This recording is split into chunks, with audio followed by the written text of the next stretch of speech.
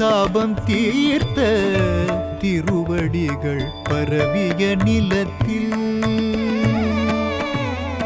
ஆஞ்சநேயன்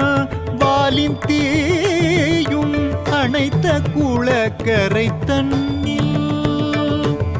தந்தையின் புகழ்மேவியே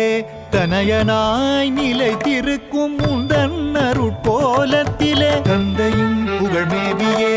தனயனாய் நிலைத்திருக்கும் உந்தன் அருட்கோலத்திலே உள்ளத்தின் இருள் விலகுமே மறை நான்கும் துதிக்கின்ற நாயகரே எங்கள் மாமாங்க